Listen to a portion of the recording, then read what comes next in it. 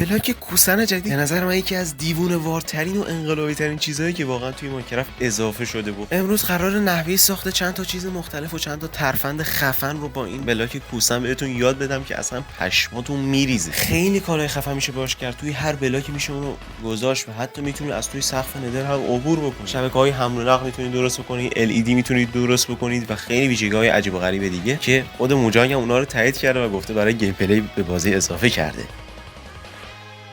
اول از همه بهتر بدونید که پله‌های پشمی، اسلب‌های پشمی توی آپدیت قبلی به بازی اضافه شد. یعنی آپدیت قبلی که نه، ورژن قبلی همین آپدیت 26 و توی این ورژن که کوسن اضافه شده ما توی 16 رنگ کوسن رو داریم. 3 تا بلاک پشمو می‌ذاریم، دوباره 3 تا پله می‌ذاریم کنار هم دیگه و یه دونه کوسن بهمون میده و باز هم توی 16 رنگ مختلف این رو داریم. نکته اول اینه که اینا توی آتیش میسوزن، یعنی بعد یک مدتی که بگذره به هر حال میسوزن لابه دیگه، ولی خب یه مدتی سالم میمونن بعد میسوزن. پوشن ها هم روشون تأثیری نداره، یعنی اگه پوشن نامری بزنید روشون هیچ تأثیری روشون نداره. حتی اگه فایر رزिस्टنس هم بزنید بازم تأثیری نداره. نکته بعد این که اگر تیر بهشون بزنید، با ویند بزنید یا ترایدنت بزنید، این بلاک ها کنده میشن و هیچ پایداری خاصی ندارن. با دست هم اگر بخواید اونها رو بکنید در آن واحد کنده میشه. با میله ماهیگیری نمیتونید اونها رو جابجا بکنید و حتی نزدیکشون هم نمیتونید بشین. البته گاهی وقتا شاید بشه ولی خب برای من که نشد. با تناب هم نمیتونید اونها رو بکشید. نیم تگ هم نمیتونید بهشون بزنید. شما هم که من هر کاری میکنم لایک نمیکنید. آره خلاصه واگونا هم راحت میتونن از توشون رد بشن. توی پورتال ندر هم میتونید بذارید. توی کالدرونی که توش لاوا گذاشته باشید هم میتونید اینها رو طبقه ای بذارید و اگر اینجوری بذارید یه جورایی کوسنا رو میتونید طبقه طبقه بذارید و جالبش اینه که اگر روش بشینید آتیش میگیرید. آره در جا جون رفیقتون میسوزه.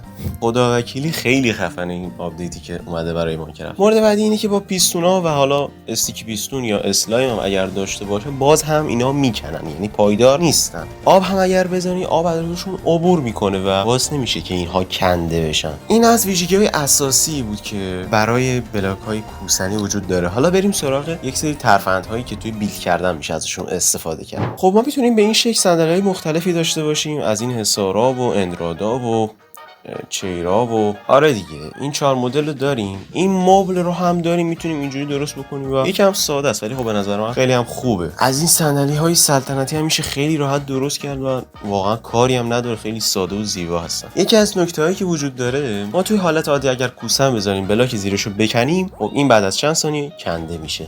دقیقاً مثل کارکرد مشابهی که برای بقیه بلاک‌ها این شکلی هست، مثل آیتم فریم ها که بازم بعد از چند ثانیه کنده میشن. حالا نکته‌ای که هست اینه که ما توی این فاصله که اینا کنده میشن خب یک فاصله زمانی خیلی کوتاهی داره. ما اگر بتونیم سریع بلاک رو عوض بکنیم، یعنی اگر کلیک چپ و کلیک راست رو پشت سر هم خیلی سرعتی بزنید، یعنی به جای اینکه خیلی ساده کوسن رو بزنیم روی پله، میایم چند لایه برف میذاریم، کوسن رو میذاریم روش، یه دونه پله برف می‌داریم و جابجا می‌کنیم با اون برفای زیرش. دقیقاً به اون شکلی که بهتون توضیح دادم. نمیخوام ریاکشن مسخره برام، واقعاً خفنه. فقط یه جوری باید بچا بیاین وقتی که دستتون رو روی اون پله نگه داشتین، اون نوار دور سیاهش هست که انگار شما پله رو انتخاب کردین، یه حالتی باشه که انگار اون رو انتخاب نکردین، یعنی انگار مثلا یه جای دیگر گرفتین دور پله سیاه نشده باشه. یه همچین حالتی بعد موستون رو نگه داشته باشین که وقتی روش کلیک راست میکنید بتونید بشینید. یه حالت دیگه هم وجود داره که یک کوسه میذاریم روی زمین، یک بلاک میذاریم پشتش و پله رو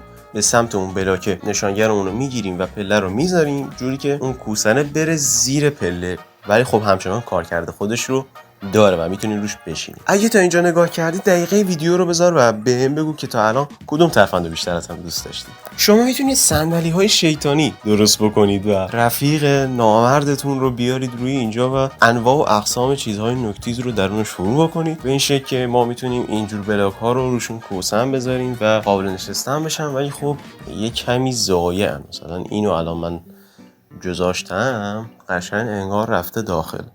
خب شما میتونید با اینا دیزاین های خفنی هم انجام بدین. مثلا یه دونه پله میذارید اینجا، یه دونه کوسن هم میذارید روش، بعد تا اونجا که کوسن ارتفاع داره شما میایین بغلش برف میذارید تا برسه به همون ارتفاع. حالا یه کوسن میذارید روش و برف های زیرش رو با یه دونه از این حصار چوبیا جایگزین میکنید. همین کاری که تکرار بکنید یه میز درست میشه و میتونید کیکتون رو روش بذارید، شمعاتون هم روش بذارید، روشن کنید، خیلی خوشگل و ترتمیز.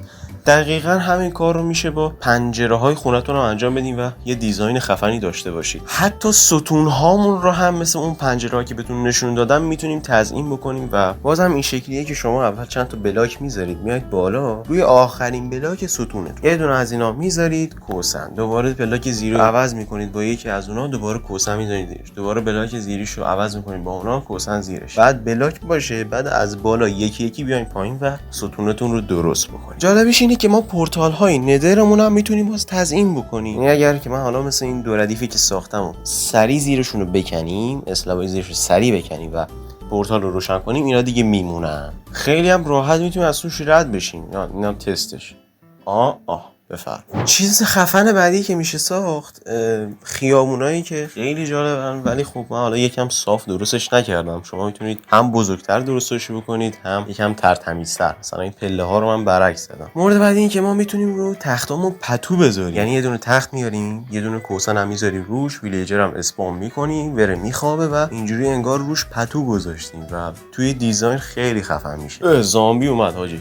خب بدبخت سیکتیر شد رفت.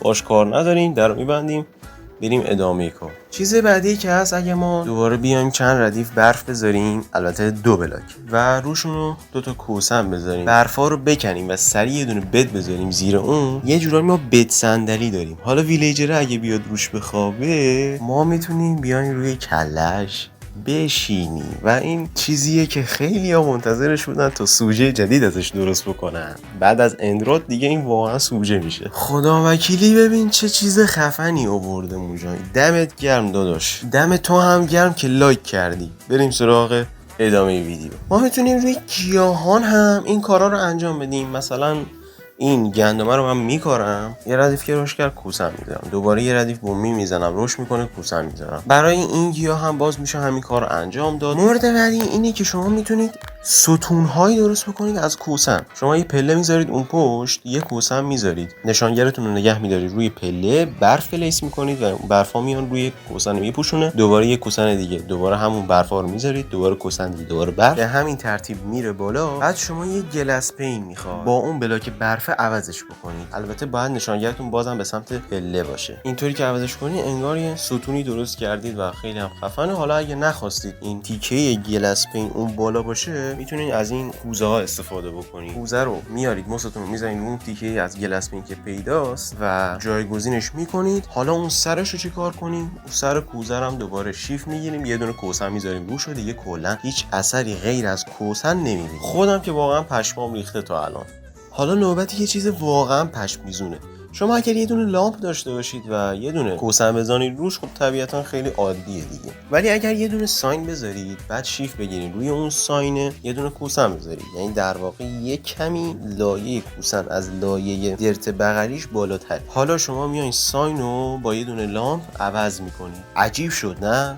کوسنمون تاریک شد. حالا اگر بیاین لور بهش بچسبونیم و لور رو بیاریم پایین، کوسن روشن میشه و تمام شد. یعنی ما الان LED داریم توی ماینکرافت. همین کار اگه ما بیایم بزرگتر انجام بدیم، مثل این کاری که من الان کردم، حالا یه سیستم ساده ردستونی هم میزنیم تنگش. البته من خیلی حال نداشتم بخوام نسخه بزرگ درست بکنم، فقط خواستم بهتون نشون بدم که میشه باش پارتی گرفت تو ماینکرافت و اینا. این مدل هم ساختم که تو کامنت ها اگه درخواست بدین حتما شورتش رو هم براتون میسازم و تو شورت ویدیو براتون توضیح میدم چطوری میشه ساخت اینو. علاوه بر اون جالبه که بدونید ما 4 نوع بلاک مسی داریم دیگه. یه دونه مثل سالم، یه دونه مثل تریاکی، یه دونه مثل قلیونی و یه دونه مثل پوکنی دست دیگه. حالا وقتی کوسنا رو روش گذاشتیم و دکمه بهشون زدیم و روشنشون کردیم و فعال شدن و اینا، میبینیم که یه حالت پر نور به کم نور داریم. یعنی رسما LED هامون رو میتونیم خیلی شخصی سازی بکنیم. البته گفتم اگه موجانگ اینا رو ور نداره. آقا من که از همین الان فوش میذارم اگه موجانگ بخواد اینو برداره.